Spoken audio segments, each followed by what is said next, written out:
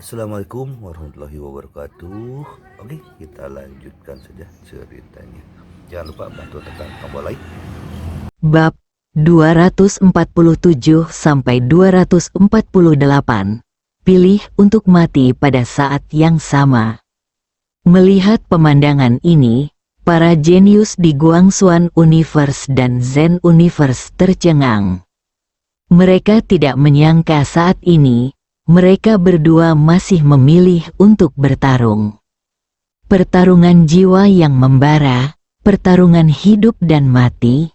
Jangan menyerah sampai kamu mati. Saat keduanya mulai membakar jiwa mereka, aura mereka yang sudah melemah tiba-tiba meledak.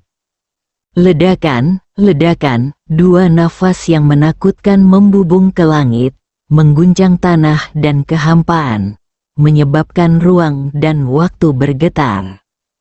Rongruo memegang pisau di tangan kanannya dan menatap Ye Qing di kejauhan.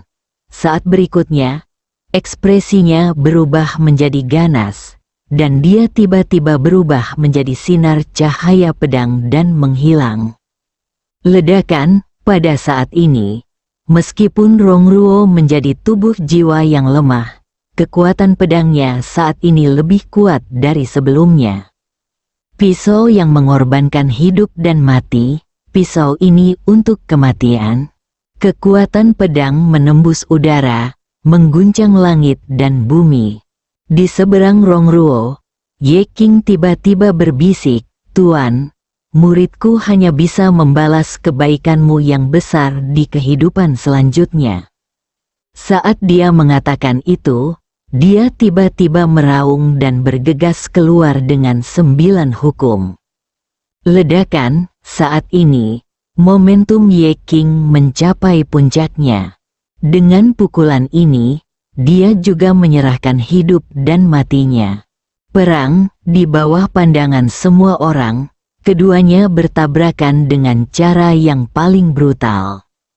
Ledakan, ledakan yang mengejutkan bergema dari lapangan, dan kemudian, gelombang kejut energi yang mengerikan meledak dari kehampaan. Dalam sekejap, itu menyebar ribuan kaki jauhnya, dan gelombang kejut energi yang mengerikan ini lewat. Pada titik ini, ruang dan waktu berada secara langsung hancur dan musnah, yang sangat menakutkan.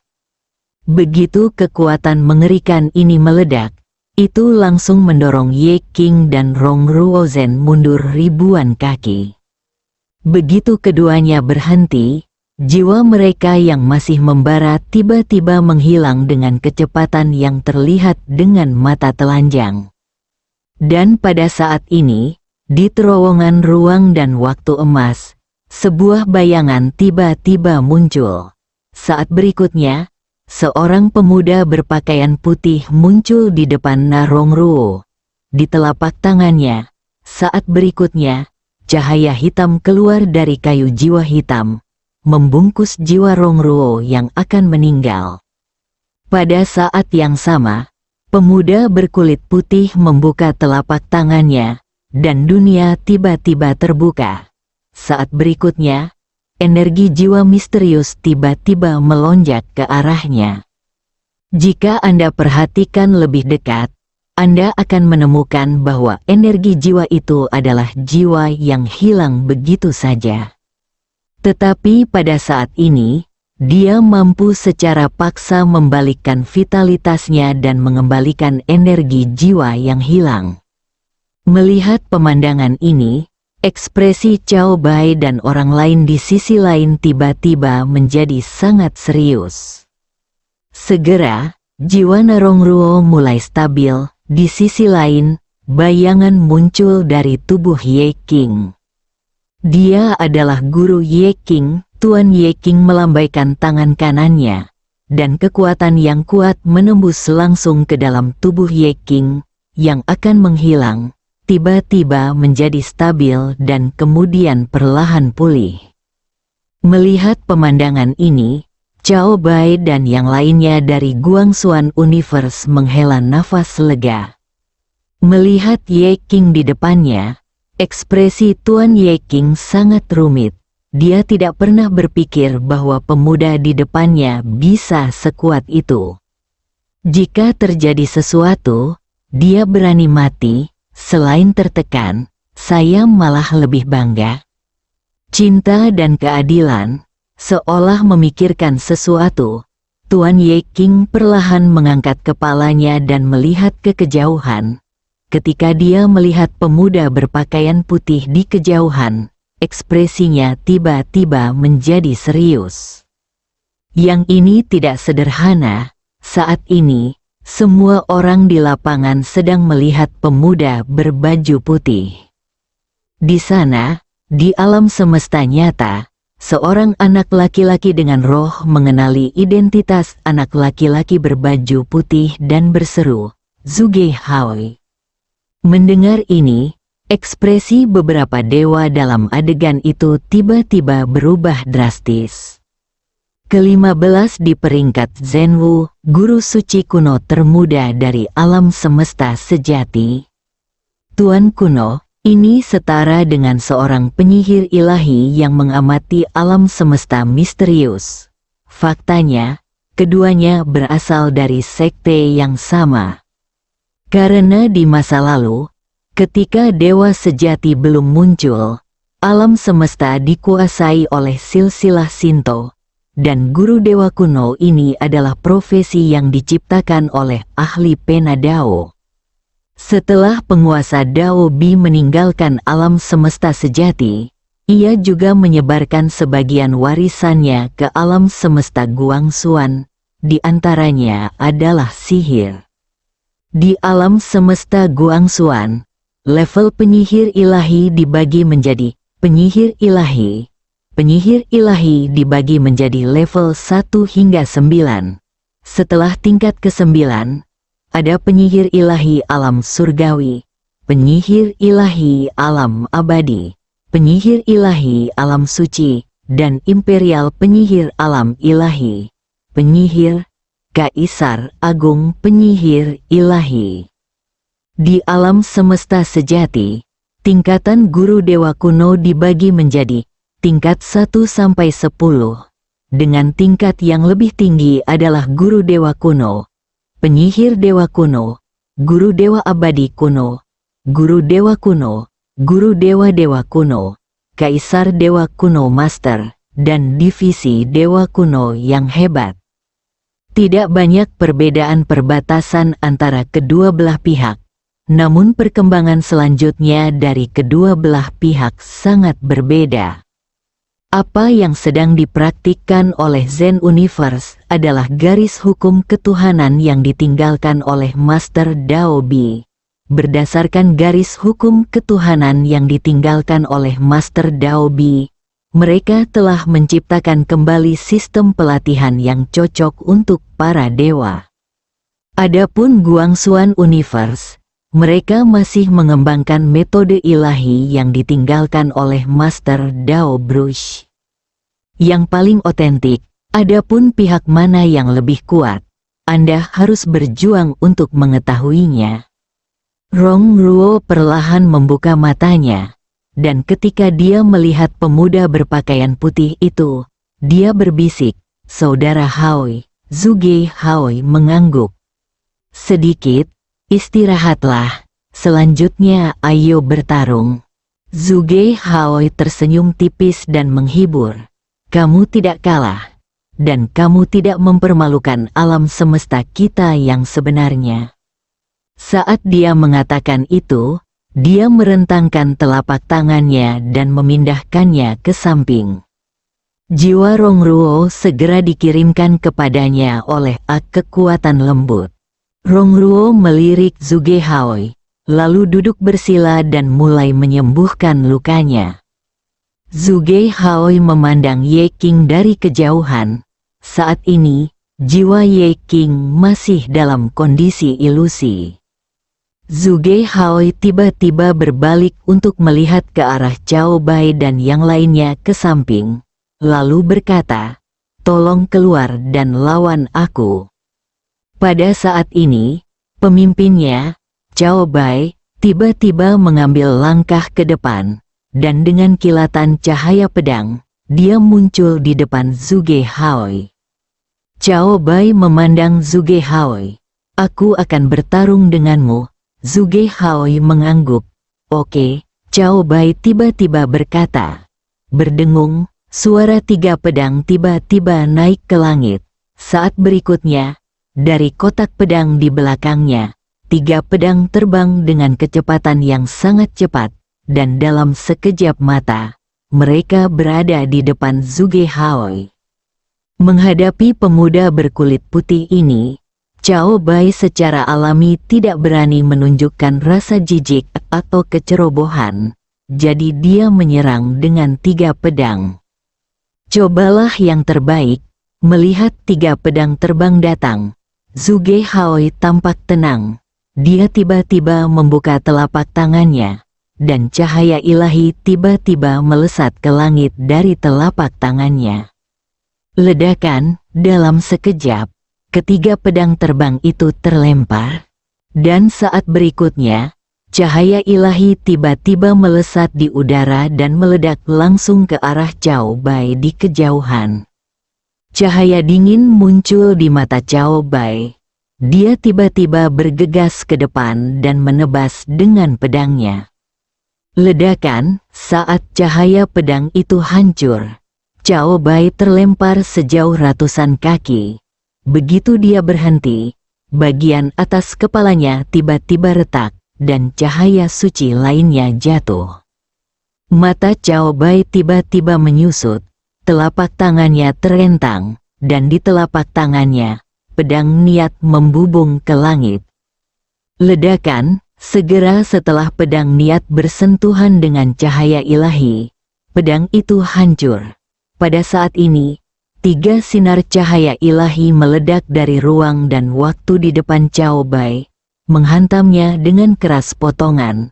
Semuanya mengandung kekuatan mengerikan yang menghancurkan langit dan bumi. Cao Bai merasa ngeri. Dia tiba-tiba mengepalkan tangannya erat-erat, dan dalam sekejap, cahaya pedang yang tak terhitung jumlahnya keluar dari tubuhnya. Ledakan, di mata semua orang, cahaya pedang yang tak terhitung jumlahnya hancur, dan Cao Bai langsung terlempar ratusan kaki jauhnya. Begitu dia berhenti, cahaya ilahi muncul di depannya lagi.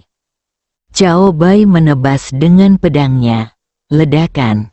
Cahaya pedang hancur dan Cao Bai mundur lagi. Melihat pemandangan ini, wajah semua orang di Guangxuan Universe tiba-tiba menjadi gelap.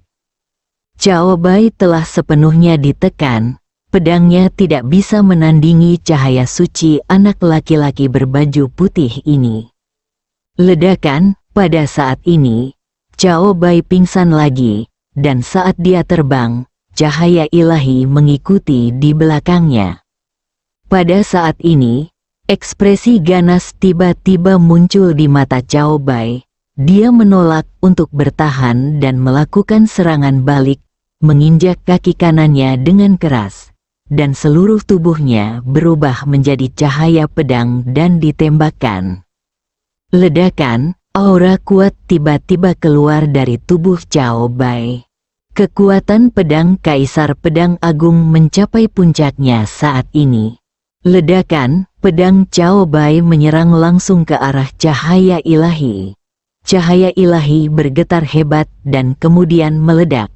Saat berikutnya, dia tiba-tiba berubah menjadi cahaya pedang dan membunuh di depan Zhuge Haoi, lalu tekan ke depan dengan lembut. Ledakan, dalam sekejap, ruang dan waktu di depannya tiba-tiba melonjak ke depan seperti gelombang. Dalam sekejap, kekuatan ruang yang kuat langsung menjatuhkan Cao Bai ratusan kaki jauhnya. Ledakan, dalam sekejap, Cao Bai mundur ratusan kaki lebih jauh. Setelah Cao Bai berhenti, tiba-tiba ada sentuhan darah yang meluap dari sudut mulutnya. Tidak hanya itu, darah terus mengucur dari dadanya. Tapi Zhuge Haoi tidak mengambil tindakan lagi. Dia menatap Cao Bai dan berkata, "Kamu bisa memilih untuk mengaku kalah. tapi aku tidak akan membunuhmu. Mendengar perkataan Zhuge Haoi, Cao Bai tiba-tiba tertawa. Jika kamu bersaing dengan orang lain dan tidak bisa mengalahkannya, akui saja kekalahan. Namun, menghadapi alam semesta nyata, tidak. Menghadapi alam semesta nyata, Anda menang atau mati, tidak ada kekalahan.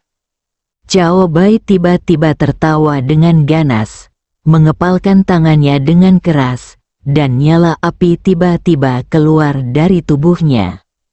Bakar tubuhnya, namun, ini belum berakhir. Ledakan, kekuatan mengerikan lainnya keluar dari tubuhnya. Jiwa terbakar.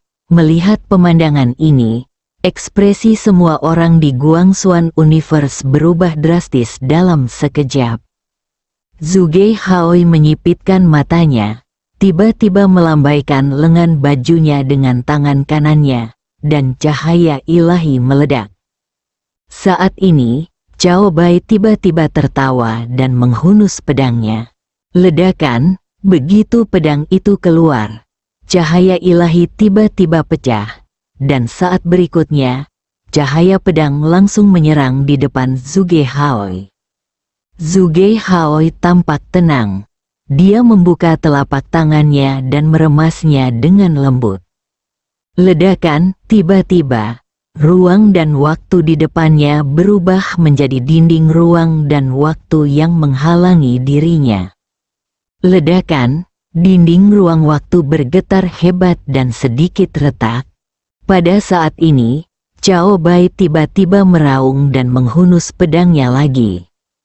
Boom, dinding ruang waktu tiba-tiba meledak. Tetapi pada saat ini, Zhuge Haoi tiba-tiba bergegas ke depan, mengacungkan jari, dan cahaya ilahi meledak dari ujung jari, langsung mengenai pedang Cao Bai. Ledakan, pedang di tangan Cao Bai bergetar hebat, dan kekuatan yang kuat itu langsung menjatuhkannya. Pada saat ini, Zhuge Haoi tiba-tiba menghilang dari tempatnya. Tertawa, di lapangan, ruang dan waktu meledak, dan cahaya ilahi langsung mengenai Cao Bai di kejauhan. Ledakan, dalam sekejap, Cao Bai terlempar ribuan kaki jauhnya. Dan ketika dia berhenti, tubuhnya hancur, hanya menyisakan jiwanya yang terbakar. Melihat pemandangan ini, sekelompok murid sekte pedang di samping hendak mengambil tindakan. Tetapi pada saat ini, teriakan marah tiba-tiba terdengar, "Berhenti!" Semua orang melihat sekeliling setelah mendengar suara itu mengepalkan tangan kanannya dan menancapkan kukunya jauh ke dalamnya. Di telapak tangannya, dia menatap Cao Bai yang terbang di kejauhan. "Bertarung sendirian, kita bisa kalah. Jangan ikut campur." Murid sekte pedang terdiam. Mereka melihat ke arah Cao Bai di kejauhan. Pada saat ini, jiwa Cao Bai masih menyala. Tapi pada saat ini, kekosongan tiba-tiba terbuka, dan saat berikutnya, cahaya pedang tiba-tiba keluar.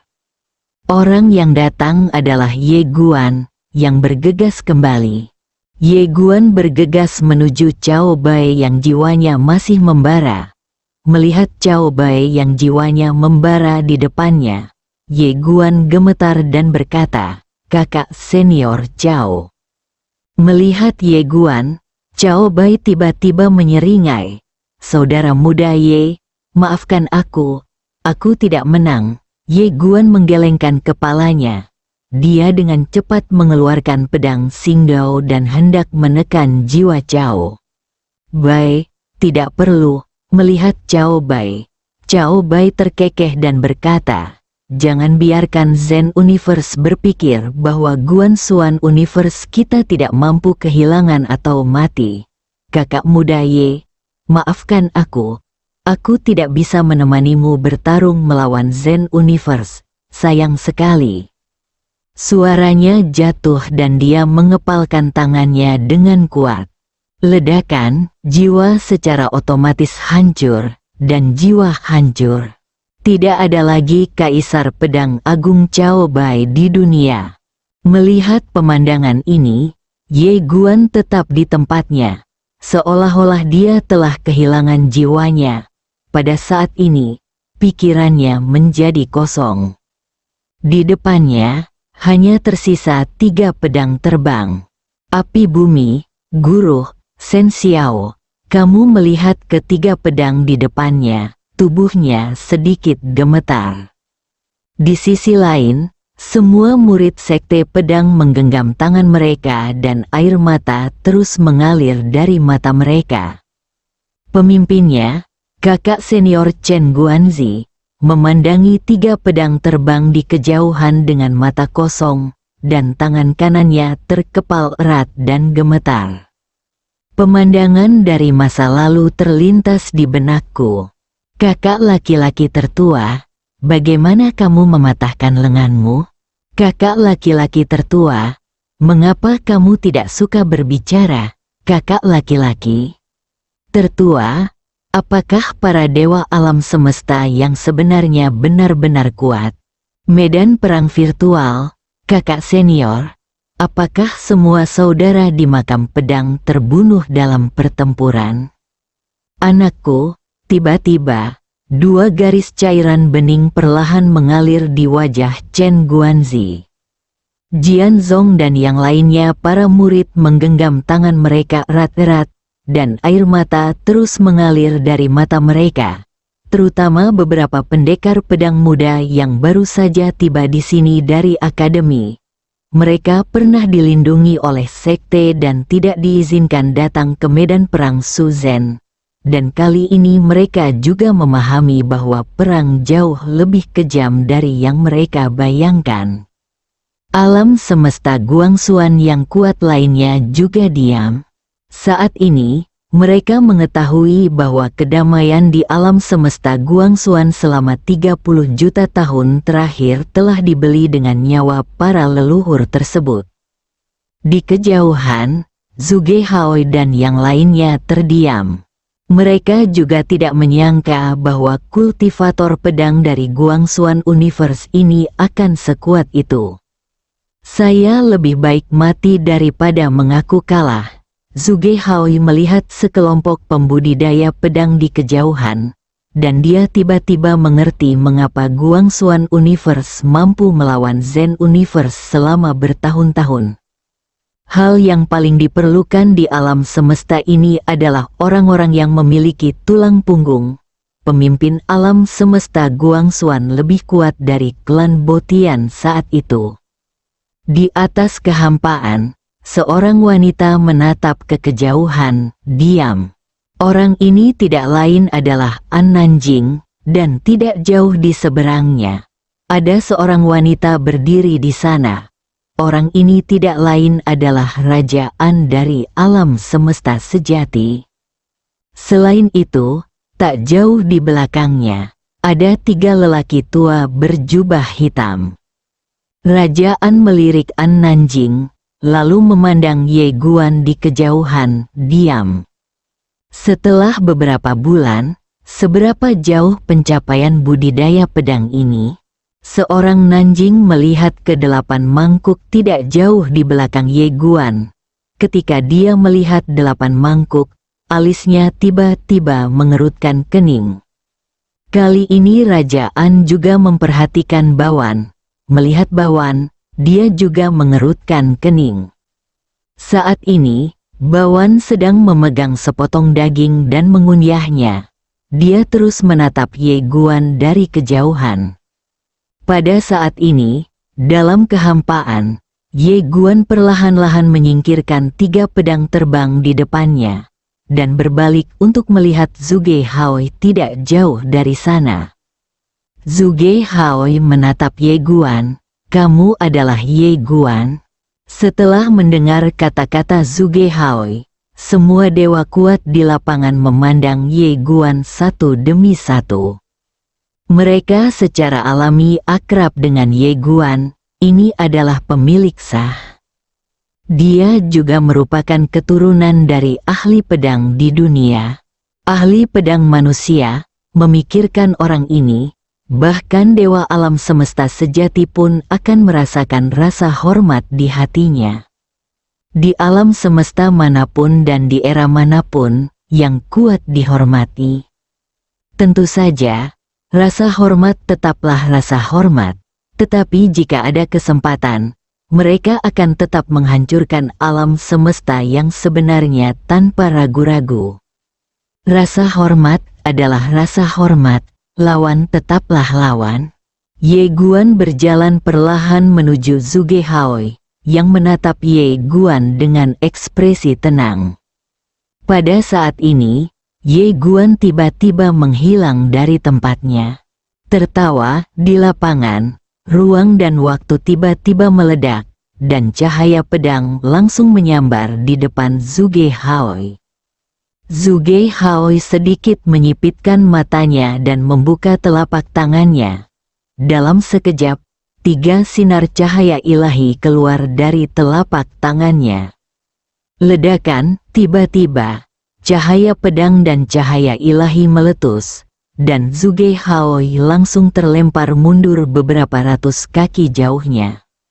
Dan ketika dia berhenti, pedang terbang berwarna merah menyala tiba-tiba menyerang di depannya. Pedang terbang api bumi, Zhuge Haoi menyipitkan matanya sedikit, dan tidak ada lagi rasa jijik atau kecerobohan di dalam hatinya. Dia mengambil 1 langkah ke depan, merentangkan tangan kanannya, dan 5 sinar cahaya ilahi meledak, berkumpul di satu tempat, dan menghantam bumi. Pedang terbang api. Namun, kali ini, pedang terbang Ye Guan mencapai ambang 30 pedang.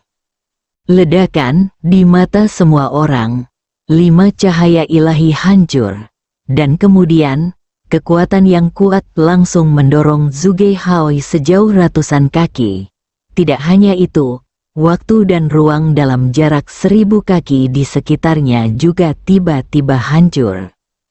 Sangat mengerikan, begitu Zhuge Haoi berhenti, suara dentang pedang bergema, dan pedang terbang lainnya datang untuk membunuhnya. Tambang, 30 pedang, ketika pedang menghantam, mata Zhuge Haoi tiba-tiba menyusut, dan dia menekan ke depan dengan kedua tangannya. Untuk sesaat, ruang waktu di depannya bergetar hebat, dan kemudian terkompresi menjadi dinding ruang waktu, dan dikelilingi oleh ada aliran kekuatan ruang dan waktu yang kuat yang datang untuk mengkonsolidasikannya. Pedangnya tiba, ledakan, di bawah pandangan semua orang, dinding ruang waktu hancur, dan kekuatan dahsyat itu langsung menjatuhkan Zhuge Haoi sejauh ratusan kaki. Pada saat yang sama, kekuatan dahsyat yang terkandung dalam pedang ini langsung menghancurkan ruang di sekitarnya lagi. Tapi sebelum Zhuge Haoi bisa berhenti, pedang lain datang untuk membunuhnya. Shen Xiao, pedang terbang ketiga Cao Bai. Melihat pedang ketiga datang, mata Zhuge Haoi tiba-tiba menyusut, dan dia tiba-tiba melafalkan mantra kuno dalam hati. Dalam sekejap, aliran cahaya ilahi keluar dari tubuhnya, cahaya meledak dari tubuhnya. Kekuatan dimensi yang kuat berubah menjadi bilah cahaya dan menebas ke arah Ye Guan di kejauhan. Dia tahu bahwa dia tidak bisa hanya bertahan. Dia harus bertahan dan melakukan serangan balik. Karena pedang pendekar manusia di depanku terlalu cepat. Jika Anda selalu bertahan secara pasif, Anda hanya akan terus dikalahkan. Dan ketika pedang Shen Xiao milik Ye Guan tiba, boom, dalam sekejap, cahaya ilahi yang tak terhitung jumlahnya hancur, dan Zhuge Haoi langsung terpesona. Tidak jauh dari situ, Ye Guan tiba-tiba menunjuk suatu titik dan menebas dengan pedang udara. Gemuruh, gemuruh, semua bilah dimensional yang datang di sekitarnya dipotong-potong. Di kejauhan, Zhuge Haoi hendak mengambil tindakan, Tetapi pada saat ini, 3 pedang tiba-tiba menyerang pada saat yang bersamaan. Penindasan total, sama seperti dia menekan Cao Bai sebelumnya. Melihat ketiga pedang ini datang untuk membunuh, mata Zhuge Haoi tiba-tiba menyusut. Pada saat ini, dia tidak berani menyembunyikan apapun lagi. Dia tiba-tiba mengepalkan tangannya, dan cahaya ilahi tiba-tiba keluar dari tubuhnya ke dalam dia membuat tubuh Dharma 1000 zang. Dan kemudian dia menyatukan tangannya, dan cahaya ilahi langsung menyelimuti Zhuge Haoi di depannya. 3 pedang datang, ledakan, cahaya ilahi bergetar hebat dan hancur. Pada saat yang sama, tubuh Dharma setinggi 1000 kaki juga meledak pada saat ini. Bang, Zhuge Haoi mundur lagi, melihat pemandangan ini. Ekspresi para dewa dan jenius yang hadir tiba-tiba menjadi sangat serius. Pedang Ye Guan ini sangat menakutkan. Di atas kehampaan, Rajaan memandang Ye Guan dan mengerutkan kening dalam-dalam. Dia menemukan bahwa kekuatan Ye Guan telah mengalami perubahan yang mengejutkan dalam beberapa bulan terakhir. Jenius seperti ini sungguh menakutkan. Wajah Rajaan menjadi gelap. Ye Guan meningkat begitu cepat. Di medan perang yang kosong, setelah Ye Guan menghancurkan tubuh Dharma setinggi 1000 kaki, dia tidak berhenti, tetapi mengambil langkah maju. 3 pedang terbang-terbang melewati lapangan. Tapi kali ini, kekuatannya jauh lebih kecil dari sebelumnya. Di kejauhan, mata Zhuge Haoi menyipit. Pada saat ini, dia terkejut saat mengetahui bahwa pendekar pedang di depannya tidak menggunakan kekuatan penuhnya. Pihak lain ingin memaksanya membakar jiwa dan raganya. Memikirkan hal ini, Zhuge Haoi tiba-tiba memiliki tatapan garang di matanya. Membakar tubuh, jiwa yang terbakar, Zhuge Haoi tiba-tiba meraung. Dia membuka telapak tangannya, dan cahaya ilahi muncul dari tubuhnya ke langit, 4 fase nirwana. Boom, dalam sekejap, gambar Dharma cahaya ilahi sepanjang 4000 kaki muncul di atas kepala Zhuge Haoi. Dengan munculnya gambar Dharma cahaya ilahi sepanjang 4000 kaki ini, dunia tiba-tiba menjadi ilusi, dan suara Sansekerta yang mengancam jiwa tiba-tiba bernyanyi. Dari langit dan bumi, suara-suara ini seolah-olah datang dari zaman kuno, dengan perasaan sunyi dan menggugah jiwa. Bumi dan bumi mulai hancur berkeping-keping, yang sangat mengerikan. Nirwana berubah menjadi 4 fase, mengorbankan tubuh seseorang untuk melintasi dunia fana. Zhuge Haoi tiba-tiba meraung, membalikkan tangan kanannya, lalu menjatuhkannya secara tiba-tiba. Dan di atas kepalanya, gambaran Dharma cahaya ilahi sepanjang 4000 kaki tiba-tiba membuka mata mereka, dan kemudian secara bersamaan mengangkat tangan raksasa yang menutupi langit dan menjatuhkannya. Ledakan, dalam sekejap, ruang dan waktu dalam jarak ribuan kaki antara langit dan bumi meledak. 3 pedang Ye Guan tiba-tiba diselimuti oleh paksaan yang menakutkan dan tertahan di tempatnya. Tapi pada saat ini, Ye Guan di kejauhan tiba-tiba menghilang dari tempatnya keluar. Niat pedang yang tak terkalahkan. Saat niat pedang yang tak terkalahkan muncul di atas kehampaan, ekspresi Rajaan tiba-tiba berubah drastis. Berdengung. Pada saat ini, suara pedang tiba-tiba bergema dari langit dan bumi, dan saat suara pedang bergema, seberkas cahaya pedang merobek lapangan. Ledakan, dalam sekejap, gambar Dharma sepanjang 3000 kaki hancur, dan suara Sansekerta yang mengancam jiwa yang memenuhi langit dan bumi juga terputus pada saat ini. Melihat pemandangan ini, mata Zhuge Haoi tiba-tiba menyusut. Sebelum dia bisa mengambil tindakan, kekuatan pedang tak terkalahkan yang menakutkan langsung menjatuhkannya ratusan kaki jauhnya. Begitu dia berhenti, tubuhnya berceceran darah. Tak hanya itu, area ruang waktu tempat ia berada juga meledak saat ini. Pada saat ini, Ye Guan tiba-tiba mengambil langkah maju dan mengarahkan pedang ke arah Zhuge Haoi. Melihat pemandangan ini, wajah Zhuge Haoi tiba-tiba menjadi galak. Bukankah itu hanya kematian? Yu Guangxuan Universe mampu untuk mati, dan aku, True Universe, juga mampu untuk mati. Semburan api tiba-tiba keluar dari tubuh Zhuge Haoi, bakar tubuhnya. Namun, itu belum berakhir. Nyala api putih lain keluar dari tubuhnya, bakar jiwa. Melihat pemandangan ini, para dewa dan jenius di samping semuanya tampak ngeri. Pada saat ini, mereka juga memahami niat Ye Guan. Ye Guan dari Guangxuan Universe sebenarnya memaksa Zhuge Haoi untuk membakar jiwa dan raganya. Dia ingin bertarung mati-matian.